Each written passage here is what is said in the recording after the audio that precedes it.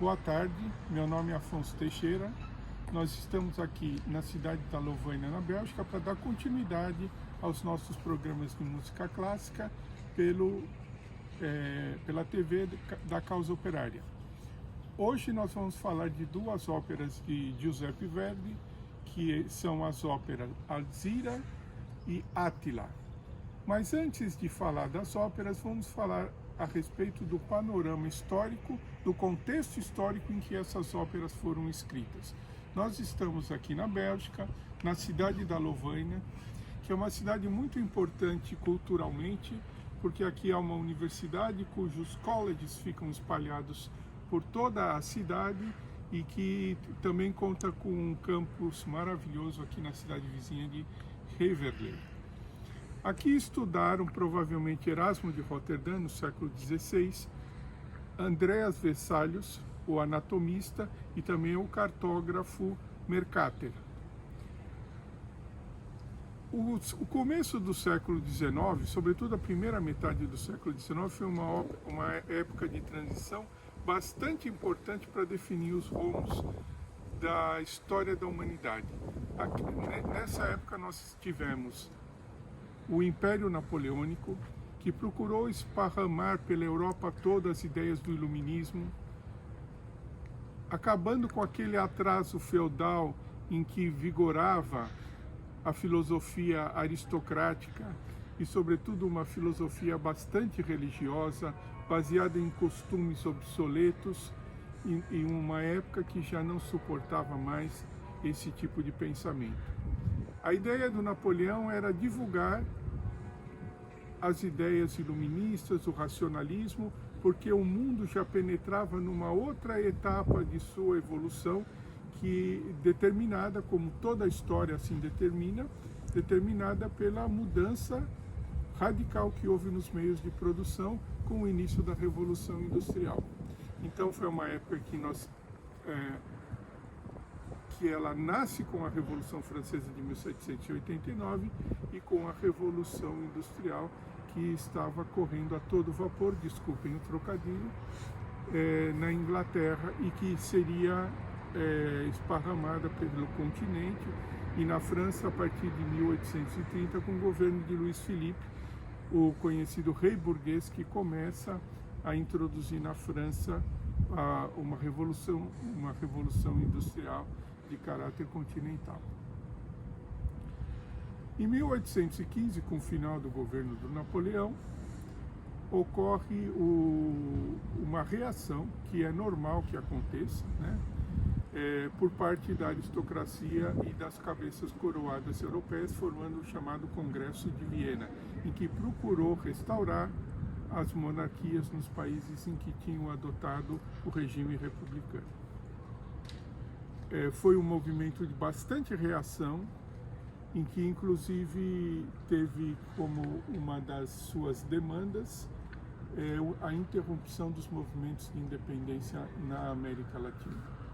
Mas a Inglaterra não concordou e ela foi uma espécie de dissidente nisso, embora ela apoiasse tanto o Congresso de Viena como um dos seus departamentos, vamos chamar dessa maneira, que foi a Santa Aliança, que justamente encabeçada pelo primeiro-ministro da Áustria, Metternich, uma pessoa de caráter extremamente reacionário, que comandou, praticamente presidiu esse Congresso de Viena. Com essa tentativa de interromper o fluxo da história, criou-se em 1830 esse país onde nós estamos, a Bélgica. A Bélgica nasce em 1830 como consequência do Congresso de Viena, procurando constituir um estado tampão entre os Países Baixos, protestantes, e a França católica, porque a região de Flandres é uma região dos Países Baixos de credo católico. Então foi uma maneira de você criar um estado tampão aqui para separar o mundo germânico do mundo latino, do mundo francês. Como resultado disso, criou-se esse país, né? E que foi efetivamente um Estado, e a grande preocupação foi qual será o nome que daremos a esse Estado. Então buscou-se nos escritos de Júlio César, o De Bello Gallico, o nome de um antigo povo gaulês que habitava essa região, os belgas, descrito por Júlio César como, entre os gauleses, o povo mais valente. E agora nós vamos interromper rapidamente o nosso programa aqui e vamos até a Biblioteca Central da cidade para dar continuidade ao nosso programa. Tchau. Agora nós estamos em frente à Biblioteca da cidade de Alovaina, que há um detalhe muito importante sobre essa biblioteca, que durante a Primeira Guerra Mundial, os alemães fizeram dessa cidade uma espécie de avenida para eles fazerem um ataque à França, né? E eles foram detidos pela chamada linha Maginot. Para orientar as suas tropas, sobretudo à noite, eles confiscaram os móveis de todas as habitações aqui e atearam fogo para formar uma espécie de iluminação noturna para a passagem das tropas alemãs. Essa biblioteca, ela não existia na época. A biblioteca ficava aqui perto e os alemães retiraram todos os livros dessa biblioteca e deram a eles o mesmo destino que deram aos móveis. Atearam fogo, só que mostrando que eles eram um povo que ainda tinham aquela herança de um povo bárbaro, de um povo germânico, porque eles queimaram arquivos muito importantes, inclusive manuscritos medievais dos quais não haviam cópia, né? E aí existe até uma brincadeira, diz que entre os arquivos que foram queimados se queimou também a Comédia de Aristóteles. Mas isso daí ninguém sabe se é verdade, provavelmente é uma brincadeira. Bom, na sequência desse nosso programa de música clássica, nós vamos falar também de duas óperas importantes de Giuseppe Verdi, que são óperas que estão dentro do contexto do nacionalismo europeu, né? E por falar em nacionalismo europeu, gostaria de mostrar para vocês uma coisa. Aqui no alto dessa biblioteca existe uma estátua da Virgem Maria segurando o menino Jesus no colo, uma espada de ouro na outra mão, ficando sobre a cabeça de uma águia que representa os nazistas alemães. Essa biblioteca, ela foi construída por foi formado um consórcio internacional para a construção dessa biblioteca, patrocinado por arquitetos do estado norte-americano de New Hampshire, que coletaram dinheiro suficiente para construir esse prédio maravilhoso, que é uma biblioteca que tem mais de 1 milhão de itens aqui dentro, uma biblioteca muito importante. Bom, as óperas de que nós vamos falar hoje são a ópera Alzira, de Giuseppe Verdi, e a ópera Attila. São duas óperas que fazem parte que estão dentro do contexto do nacionalismo europeu, do nacionalismo italiano, que acabaria por resultar no ressurgimento, que é a independência da Itália do jugo austríaco, que ocorreu em 1861. A ópera Alzira estreou no Teatro San Carlo di Napoli em 1845. Estreou, portanto, antes mesmo da ópera Giovanna d'Arco, da qual nós falamos na semana passada. A ópera Alzira é baseada numa peça do Voltaire, que fazia referência aos incas, aos sírios do continente sul-americano. É importante nessa época porque Voltaire foi uma das personagens do iluminismo, e assim como foi Rousseau, né?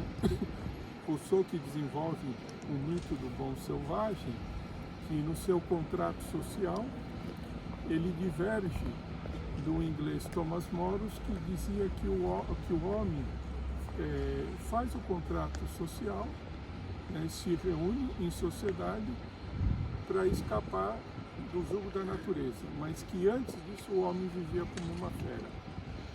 Com o descobrimento da América e com os estudos que foram feitos a respeito dos índios americanos, o Rousseau dá uma nova concepção a respeito do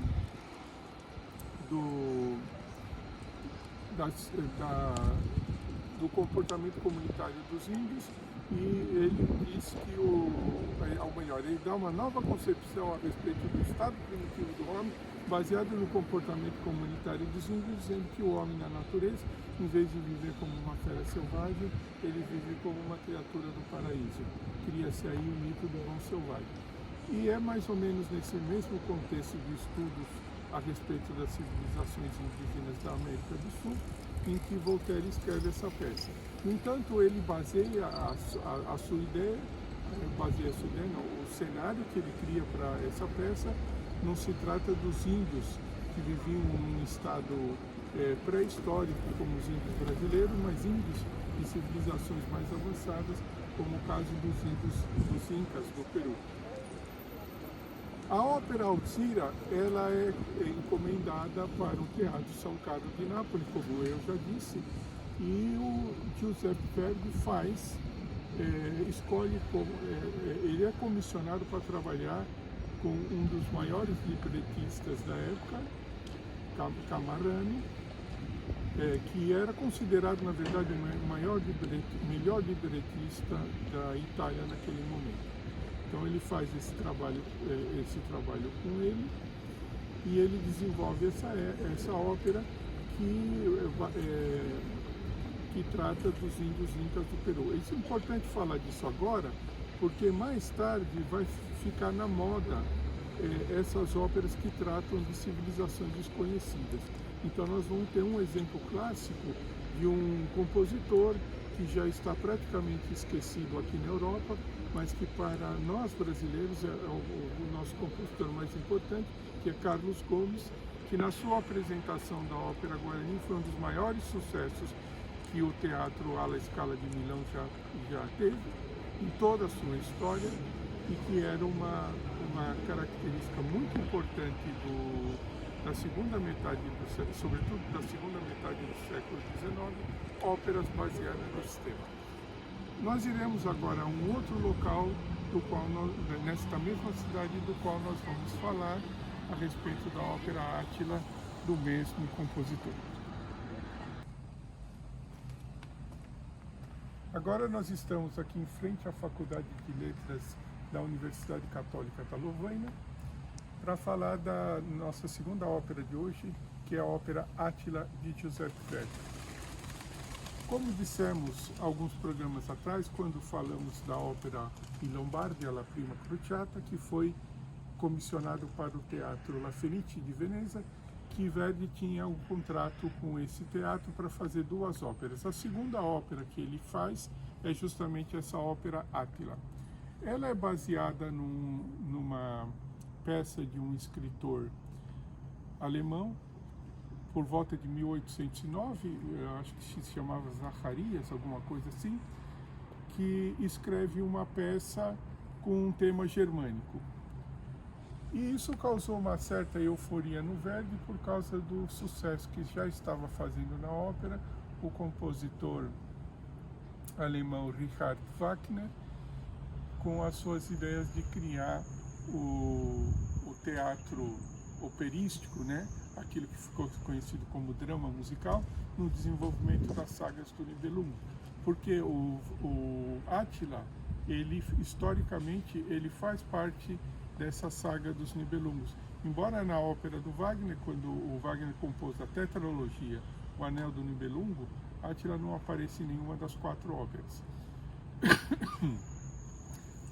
Mas a ópera não vai tratar em momento algum de deuses nórdicos, de mitos da cultura germânica.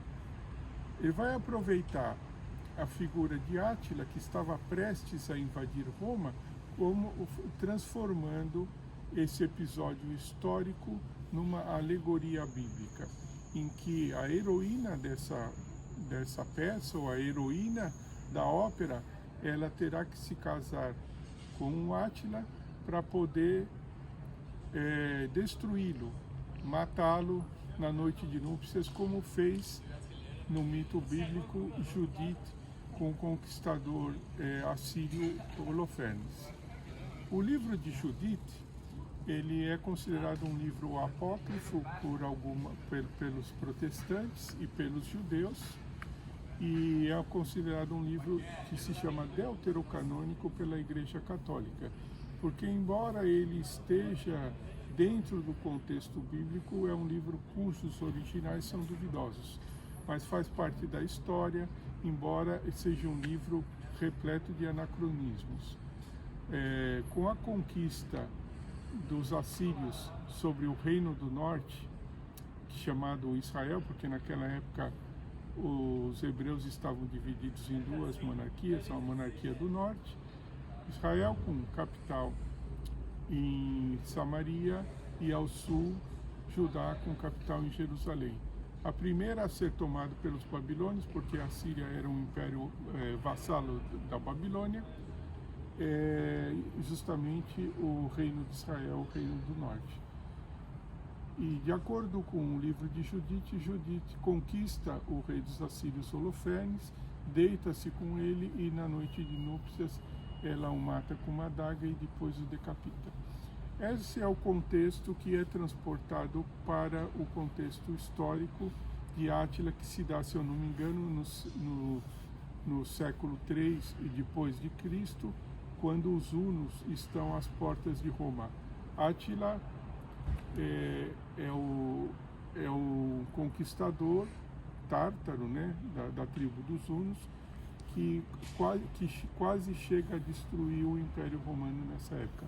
Mas o Império Romano ainda terá uma longa vida e vai durar aproximadamente uns 200 e tantos anos, 200, 300 anos mais depois disso, inclusive pouco tempo depois alcançando a sua máxima extensão territorial, que é justamente isso que levará ao fim do Império. E a mesma coisa que ocorrerá poucos anos depois da apresentação dessa ópera, pela grande extensão do Império Austríaco, que perderá a Itália, justamente nos contextos do governo de Napoleão III e da Guerra Franco-Prussiana, que se dará depois, criando também uma Alemanha unificada em 1871, uma Itália unificada 10 anos antes, em 1861, que teve como um momento inspirador, né, o nacionalismo italiano, né, nacionalismo que foi responsável de certa maneira, pelo fim das monarquias, ou pelo fim do poder das monarquias, pelo fim do poder da aristocracia e com a formação dos Estados Nacionais, você tem num contexto histórico uma situação que permite à burguesia tomar definitivamente o poder na Europa, fazer as suas revoluções industriais, implementar um novo meio de produção para o melhor desenvolvimento da humanidade. É nesse contexto também que vai aparecer a classe operária, como uma classe organizada, né? E vai aparecer também a figura de Karl Marx, dos comunistas, dos anarquistas, isso tudo durante o século XIX, que foi, como eu disse no começo desse programa, um século de transformações sociais decorrentes da grande transformação dos meios de produção. Isso tem relação também com o que dissemos há pouco sobre o contrato social, né? Porque a humanidade precisa de um novo desenvolvimento, precisa de um novo aprimoramento,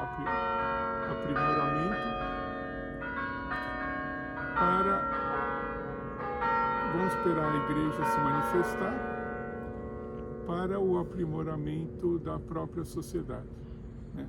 Então nós vamos ficando por aqui. No próximo programa nós vamos falar da ópera Macbeth de Verdi, a próxima ópera dele, a de número 10, que teve uma gravação célebre com a cantora, a soprano grega, Maria Callas. Então ficamos por aqui e nos vemos na próxima semana. Até lá!